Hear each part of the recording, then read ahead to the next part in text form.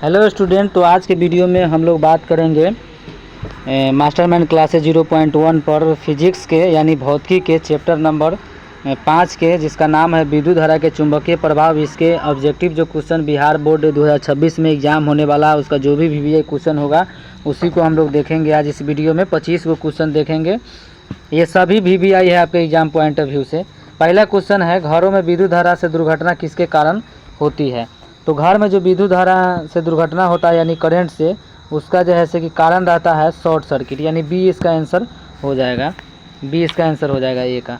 दूसरा है, किसी वोल्ट मीटर के स्केल पर 0 वोल्ट और 1 वोल्ट के बीच में 20 विभाजन बिंदु है तो उस वोल्ट मीटर का अल्प मापांक है। ऑप्शन है 0.5, ऑप्शन है 0.05 वोल्टेज, सी है 0.05 वोल्टेज, डी है 0.005 वोल्टेज। तो इसका आंसर हो जाएगा बी, यानी 0.05 वोल्टेज। तीसरा क्वेश्चन है, विद्युत धारा तार के प्रत्येक बिंदु से उत्पन्न चुंबकीय क्षेत्र रेखाएं पास के दो बिंदुओं के आमने सामने है तो क्या होगा। तो इसका आंसर होगा आपका 3 के बी, यानी वृत्ताकार प्रतीत होगा।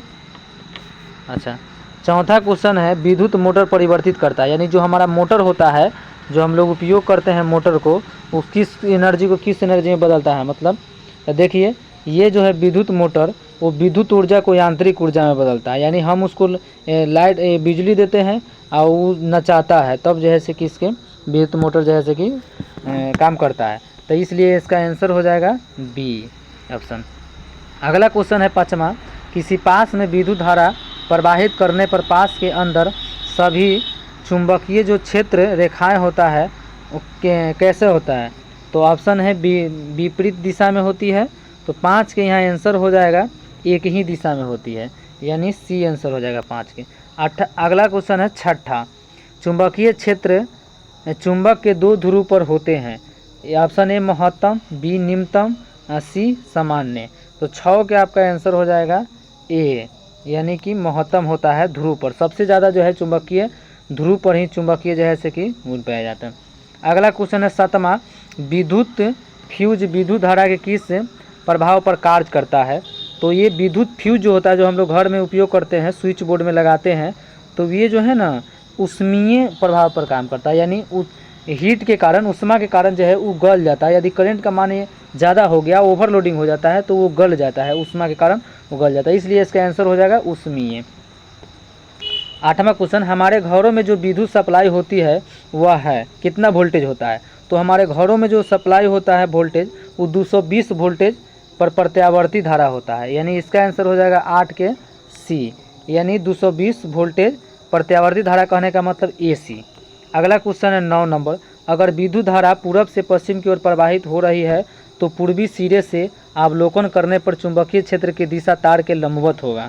तो 9 का जो है बी आंसर हो जाएगा आपको, यानी दक्षिणवार्त होगा। अगला क्वेश्चन है 10, विद्युत धारा की दिशा में परिवर्तन होने पर चुंबकीय क्षेत्र की दिशा क्या होता है। तो 10 नंबर क्वेश्चन के आंसर हो जाएगा आपको ए, यानी बदल जाता है। 11 नंबर, विद्युत धारा उत्पन्न करने की युक्ति को क्या कहते हैं। तो जो विद्युत धारा उत्पन्न करता है, यानी करंट जो उत्पन्न करता है बिजली, उसको हम लोग कहते हैं जनरेटर, यानी जनित्र इसको कहते हैं। तो ये आंसर हो जाएगा। अगला क्वेश्चन है, निम्न में कौन सी युक्ति है जिसमें विद्युत धारा धारावाही चालक तथा चुंबकीय क्षेत्र का उपयोग होता है। तो 12 के ऑप्शन जो है से कि इधर करिए है, इधर हम दिखा रहे हैं आप लोगों को, बने रहिए वीडियो में। इसका जो आंसर हो जाएगा 12 के, वो डी हो जाएगा, यानी सभी जो है इसका आंसर हो जाएगा। अगला क्वेश्चन, चुंबक के 2 ध्रुव के बीच की दूरी को चुंबक की कही जाती है। तो इसको जो है से कि 13 का आंसर हो जाएगा आपको बी, यानी चुंबक के दोनों ध्रुव नॉर्थ और साउथ के बीच के जो दूरी होता है उसको चुंबक की सार्थक लंबाई कहा जाता है। 14 नंबर क्वेश्चन, जब विद्युत धारा की दिशा चुंबकीय क्षेत्र की दिशा के लंबवत होता है तो आरोपित बल का परिणाम होगा। तो 14 का जो आंसर हो जाएगा वो बी हो जाएगा, यानी अधिकतम होता है। 15, विद्युत धारावाही तार के प्रत्येक बिंदु से उत्पन्न चुंबकीय क्षेत्र रेखाएं पास लूप के केंद्र पर। तो 15 के आंसर हो जाएगा आपका ए, यानी कि सरल रेखा जैसे प्रतीत होता है, ए हो गया। 16, विद्युत धारा के प्रवाह दक्षिण से उत्तर दिशा में हो तो डी सूचक का विक्षेपण होगा। तो 16 का जो आंसर हो जाएगा वो बी होगा, यानी कि पश्चिम की ओर होगा आंसर। 17 नंबर सवाल, जब विद्युत धारा किसी चालक से प्रवाहित हो रही है तो दिक्सूचक का उत्तर ध्रुव क्या होगा? तो 17 नंबर सवाल का आंसर हो जाएगा ए, यानी पूरब की ओर विक्षेपित हो जाएगा, यानी घूम जाएगा। अगला क्वेश्चन 18 है, विद्युत धारावाही तार के समीप एक दिक्मयी सुई रखा जाए तो यह सुई विक्षेपित होगा किस दिशा में? तो 18 नंबर का हो जाएगा आपको ए, यानी विक्षेपित हो जाएगा, यानी ए इसका आंसर हो जाएगा। 19 नंबर, किसी विद्युत धारावाही सीधी लंबी परिनालिका के भीतर चुंबकीय क्षेत्र 19 के डी हो जाएगा, यानी कि सभी बिंदु पर समान होता है। 20, अगर विद्युत धारा पूरब से पश्चिम की ओर प्रवाहित हो रही है, पश्चिम सिरे से अवलोकन करने पर चुंबकीय क्षेत्र की दिशा होगा। तो 20 का आंसर हो जाएगा आपको वामावर्त होगा, यानी ए आंसर होगा।